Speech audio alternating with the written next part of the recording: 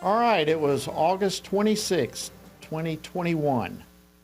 That was among the deadliest days of the entire 20-year war in Afghanistan. 13 U.S. soldiers were among those killed in a suicide bomb attack in Kabul just days before the full withdrawal of the nation that was ordered by President Biden. The group of fallen soldiers included 11 Marines, 1 Army soldier, and 1 member of the Navy, and we today remember them. Staff Sergeant Taylor Hoover, Sergeant Nicole G, Sergeant Johanny Pichardo, Staff Sergeant Ryan Nouse, Corporal Dagan Page, Corporal Humberto Sanchez, Corporal Hunter Lopez, Hospital Corpsman Maxton Soviak, Lance Corporal Corrine Nakui, Lance Corporal Dylan Marola, Lance Corporal Jared Schmidt, Lance Corporal David Espinoza, Lance Corporal Riley McCullum. All right, that is the second time we have shared that because these soldiers deserve to be remembered. And so much as I am aware, the President Biden, has, here we are 2 years removed, and still he has not mentioned the names of those 13 who were killed. And we will mention them. We will remember them. That was a reading, by the way, of the names that was done earlier this month by Alicia Lopez, who's the mother of one of the Marines who was killed. Well, joining me now to talk about all of this is Tom Kilgannon. He's the president of Freedom Alliance, an organization that provides support to America's military families and advocates for a strong national defense. Tom, welcome back to Washington Watch. Great to have you. Jody, it's always great to be on the program. I wish we had better circumstances to have this conversation. But I want to thank you and Family Research Council for paying tribute to these 13 heroic service members, because I think every American should use the platforms they have to pay tribute to those who go off to far and distant places to protect our country. Yeah, I agree. It's just it's chilling to me, the attitude that this administration has taken. They may not be calling it a victory, but they're not really admitting, and they're certainly not apologetic about what took place. In fact, I have a clip here. Play clip 6, please.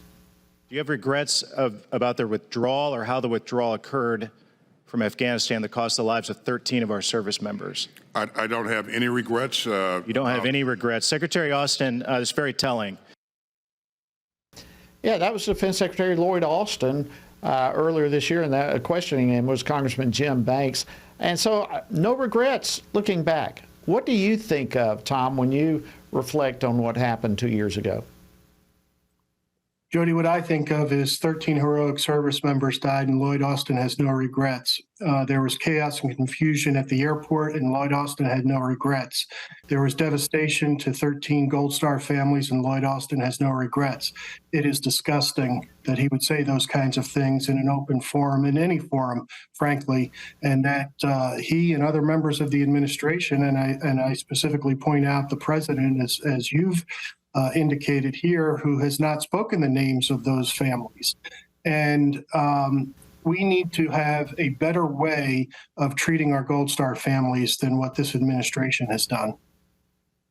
Yeah, we surely do. And one of those ways, I mean, you were there. You're in the trenches with these families. You work daily with families who have lost loved ones in service for our country. And you work with these specific families of the 13. Can you tell us a little bit about what they've been going through?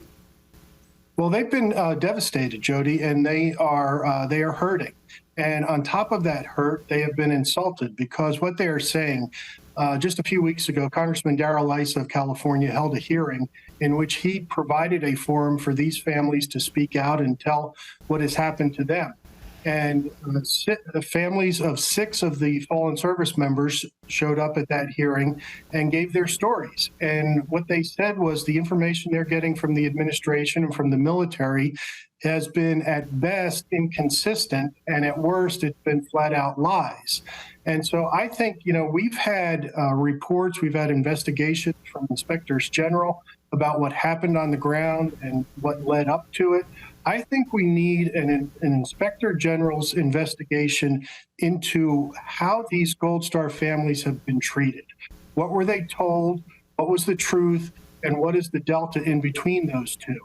And let's look at what lies have been told to them and figure that out so that we can find better ways to treat America's Gold Star families. It is just unconscionable the way they've been treated. And I commend to any of your viewers to watch that hearing that Darrell Issa held, because the testimony is gut-wrenching. Okay, Tom, 30 seconds left. How can we honor these families in the memory of their loved ones? How can we pray for them in about 30 seconds? Certainly from a government perspective, there needs to be accountability. I think Lloyd Austin should have stepped down. At a minimum, Congress should censure him and General Mark Milley for what has happened.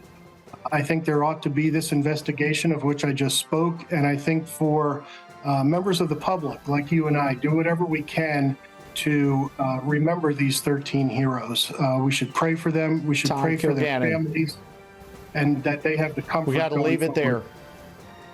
Tom Kilgannon, Freedom Alliance, thank you for joining us.